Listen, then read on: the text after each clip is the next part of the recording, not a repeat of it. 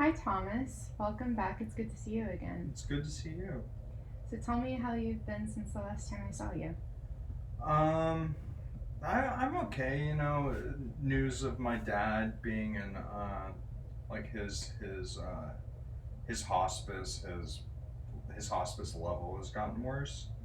So he has a DNR and like they can't do feeding tubes. They can't do anything. Um, Mm. the only thing they can do right now is put oxygen in him. And even that, I found out in the state of Texas, they could sue over, like, if my mom wanted to be crazy. So, Wow. yeah, so they take DNRs pretty seriously there. Okay. And so, I know a little bit about the relationship that you had with your dad growing up, but I'm curious to know how this is impacting you now. That's a huge thing that's happening in the background of your treatment. Um, I want to get home, um, to be with him. Um, he probably won't remember who I am. Um, Apparently, my mom won't even send pictures of him anymore Mm. like she used to because he's gotten so skin and bones. Um, so I just want to be. It's impacted me in the sense that I just want to be there. Mhm. So, on the one hand, you're being told by family and have this pull to stay in treatment, and then on the other hand you have this pull to return home and be with your father. Yeah. And what does your family say about your decision? I know I've talked to your mom a little bit, but Well, we agreed that like my dad's just gonna have to live another 10 days. okay. Okay. So I uh, am going to be leaving soon, um, and I'm going to drive out there and be with him in his last moments. Okay. Hopefully, yeah, It's a I imagine that's a pretty major distraction as you yeah, finish out treatment. yeah. That and then no job. Mm-hmm. Um, I know you know this. I was in Florida, a thing called Certified Recovery Residence Administrator, That's right. and it took me like 4 years to get the hours for it, and since I was in treatment and all this other stuff was going on, and I relapsed, hence why I'm in treatment. Mm-hmm. Um, the renewal process for it passed and lapsed. I thought I made a payment for it. I didn't. I took the CEUs Mm-hmm. to stay current, so that's gone. But I know that there's some way that something can happen. So that's sort of looming in the background In the too. background, Mm-hmm. thinking like, man, that's like I fought so hard to get that, and then I feel like I could cry talking about that too. Yeah. Yeah, Yeah. yeah. So Tell me what's coming up for you. I don't want to. Just how much effort I put into that. You know, my dad also really stressed education because he was a physician. His dad was a physician. His dad was it's like 4 lines of, and I was just really proud of it. And it sounds like you feel like because you relapsed or somehow that went to waste, but I'm curious about your relationship with it because it doesn't undo those 4 years of work and No, it doesn't. It just sucks that like just something else to have to do. mm-hmm. Just something else to like. Just trying to something else so that I can stay current. Mm-hmm. Yeah. It's just yeah, and I know that there's a way. It's just for whatever I don't know why that caused so much emotion, but for whatever reason it did. So Well, it's symbolic. I think just in our sessions together, I think in the last 2 months of your life, things have changed. Things shifted very quickly, very dramatically. Your father's health on the decline, and I know you've referred to him as your role model growing up. And then your relapse, but with that relapse came your career, your identity, your friend group. So much was on the line. So I wonder if maybe when you talk about that certification, all of that is behind it. Yeah, yeah, definitely. Cause and thank God, like I'm communicating more now with like everyone, all those same people than I did in the past. Even if they just send a meme or something, like I'm responding. In the past, like that group chat could be dead for years and there'd be no response for me. So like I'm slowly just saying I'm alive to people. I forgot what you asked, but yeah, I think that the friend group and the people who encouraged me and all that stuff through that.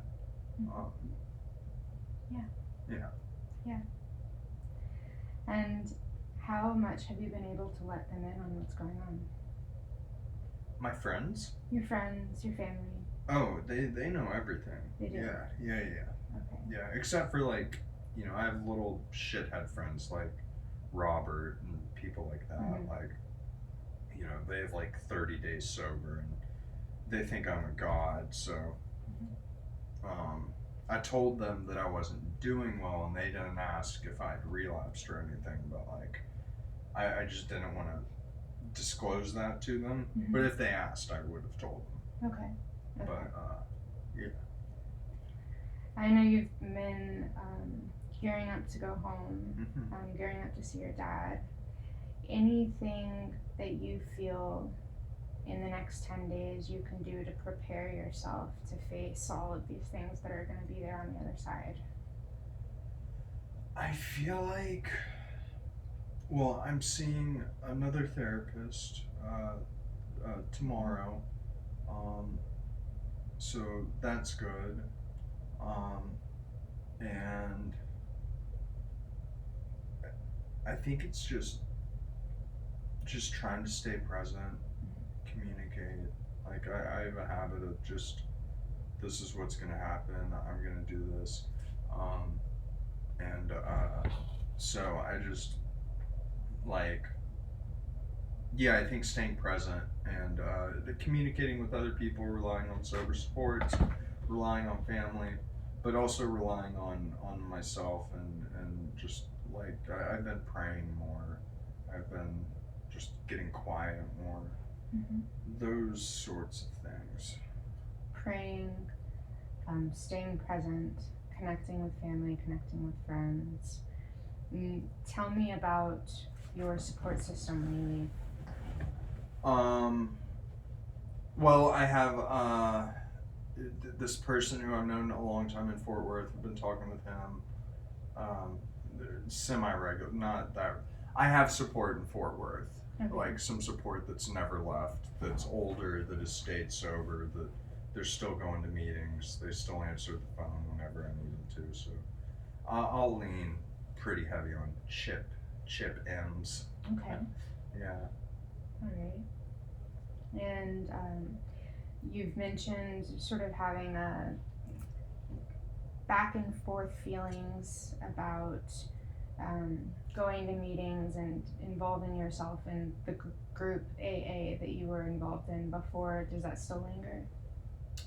I'm sorry, can you say that again? I know the last time we talked, you mentioned like you felt torn between rejoining AA and you were really active. I in that mean, community. I think like I know that I'm not even gonna call it joining. I get so caught up in semantics, or verbiage. It's just like AA's never gonna leave my life, and I mean I've been listening to Chris Raymer tapes sometimes. Anyway, like I will get involved in going to meetings and things when I get back there. Okay. Yeah. I don't want to numb myself through this. and I want to really feel everything, which is something that, like, even in sobriety in the past, it's been, it's like I've been able to like cut myself off from emotions and Mm-hmm. just stop it and never have to really feel it. Say more about that. Why? How did you do that? I think that's an important piece. um, I always viewed it as a skill, Mm-hmm. and part of me still does. Mm-hmm. But I don't know. It's just I think I got it from my dad. The more I talk to my mom, Okay. yeah, What what happened to make you think maybe I learned this from dad? And you mentioned it was a skill, so. I feel like I feel like it can. I used to think, and I'm coming to terms with thinking that like I used to think that it would take me out of the present moment if I focused on the feelings that I was feeling in the present moment, because it would lead down a wormhole. So it was like, no, I'm just not too interested in that. I know what I'm feeling right now. Here's why I'm feeling this way. I'll reach out to other people, see if they're, yeah, that makes sense why you feel that way. And I think, okay, well, I feel that way because of this, and that means I'm not going to do this or I'm not going to associate with this. And whoo, skill, never have to feel that. And if I feel that feeling again, I can just put up that old wall. The wall. Okay. Yeah. Okay. And you said you don't want to numb yourself through this, through. I don't want to numb myself with substances. Mm-hmm. I mean that stuff, that wall, that skill. Like I mean that if that I just have to be conscious of it happening. You know, What does it feel like when you put that wall up? I don't even. It's been there for so long. It's just it feels just normal. Okay. Feels I normal. don't understand why other people don't have that. Have the wall. Yeah, like it's just like the wall's there. Acknowledge the wall. Okay, let's leave the wall. Then maybe the wall will be broken down in a few hours or a few days. Can you think about the first time you ever put up a wall? Probably when my parents were fighting and I was hiding in a cupboard Okay. or a pantry. And how old were you? I don't know. So young that my brother, who's 2 years older than me, had to get on the step stool to lock us in there with the top latch. Okay. So you were experiencing your parents fighting and you were hiding and you built that wall to protect yourself at that time. Yeah, yeah. And when you think back to the last couple of years using that wall, do you feel like it has continued to protect you, or do you feel like. Sometimes, yeah, absolutely. Say more about that. It is absolutely protect. It's given me the confidence to say no to using. It's given me like I get boundaries and wall. There's like a thin line Mm. between them. And then I cannot feel bad. I cannot feel bad about something, and other people will tell me you should feel bad about this, but I'm just like no, I it's like I know what I'm doing, and like you're saying someone is saying I should feel bad about something, but I don't, and I don't want to. Okay. Okay, so it's a way if somebody is. But I always end up later, alone most of the time, most of the time, Feeling. those emotions. Okay, so it's like a delay almost. Yeah, it's like something will happen and I'll think about it, 2 or 3 days, 4 days. But if people keep pounding at the wall, then I will never acknowledge it, ever. And in my head, I think there's something. Someone once called me King Baby, so I don't know. Like maybe I just never have to acknowledge it because y'all know I have a wall. Fuck you. Why are you coming up asking me for this? It's your fault. Protecting yourself. Sure, Okay. yeah, it's protecting myself. Have there been any consequences to using the wall? I don't even, like, I don't, I mean, like, what is a consequence, you know? It would be up to you. Really, I think at the beginning of this conversation, it sounded like, See, I can feel a wall coming now. okay, And explore it. I'm just like, no, everything happened the way it's supposed to happen. Stop asking questions.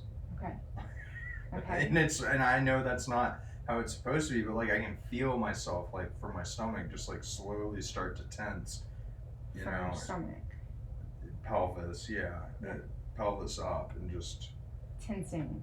get a little tense, and then it's just like, you know, complete avoidance, just blank stare, whatever. Mhm. Apparently, exactly what my dad would do to my mom, and exactly what my mom would do to my dad. And how would your parents react in turn? How would that? I mean, my mom would drive off and go to Santa Fe for a month, and my dad would, let her, he'd call her, like, on the road, like 6 hours later. Mhm. And then, like, 2 or 3 days would go by, they'd do little check ins, and then they'd be on the phone for like 3 hours, at like 60 years old, laughing, talking, doing all that. But like, but they never discussed whatever it was. It was sort of like, let's just get on with it. Mhm. Like, who, don't sweat the petty. Okay. Okay. So you're saying, and it sounds like you learned some of this from your parents. You also were able to implement it to protect yourself from your parents at a certain point when maybe that avoidance wasn't working so well for them. And now it comes up for you. It feels like tensing. It comes from your stomach. It is intended to protect you. When you mentioned it at first, you said it was a way to almost avoid in your sobriety. You said, I don't want to numb my feelings with drugs. And then you said there was something that I was able to do even sober that could almost numb me out and get me from feeling what I needed to feel. Yeah, because it's like, you could say that, like, it's, you go through the checklist of stuff, like, 12-step therapy, all that, and then it gets confusing with the wall. It gets confusing because I don't even remember what you asked, so I'm just gonna ramble for a minute. Please. When, I don't know if you're involved in, or were involved in the 12 steps or not, but like, I took 10 through 12 very seriously, and when the feedback I was getting towards, like, before 6 months before the relapse, but for like a year straight, was like consistent with the feedback that the wall was telling me, which was that thin line between boundary and wall. Um, like, it gets murky, because then it's like, well, my judgment is correct and accurate on this, and people are telling me like, yo, you did this wrong, and then I make amends for it, do that, but I don't even know. Sorry. No, I just, no. I think it's an important thing, and I can see the tense feeling come up for you even when you talk about it. I don't know how to describe it, Mhm. And maybe my sponsor, my old sponsor, I don't know, whatever, maybe he has it too, because he's able to just, and same thing with Robert, like, the other Robert, different Robert, first sponsor, like, I don't know. Mhm. I don't know. It's like you're just able to, like, maybe it's just men. I don't know. And what Not to be, sexist or anything. well, I wonder. Maybe it's just the men that I've surrounded myself around. Okay. Let me put it that way. Well, it does sound like something you learned, right, in childhood. And so I wonder what it would be like for you, um, you know, when you're evaluating, is this helpful? Is this something I want to keep? Is this not helpful? It might be helpful to go through, look at the first time it happened and maybe some other key points in your life where it's happened and think, were there any consequences? And when I say consequences, I mean any negative repercussions that came from using this. Go back to those moments and think, if you've got some time before you go. Well, yeah, I can think of like a few. Yeah, yeah. Is this Well, helpful? for instance, like the wall when I was using, right? Like I think of the times that my dad would come to Austin for a doctor convention. We would get dinner, and then he would say, "Let's meet up for breakfast or lunch or whatever," and I would, okay, of course, let's do it. But then somehow my addiction wall would be like, fuck that, that's going to interfere with everything. Like, let's just get dinner.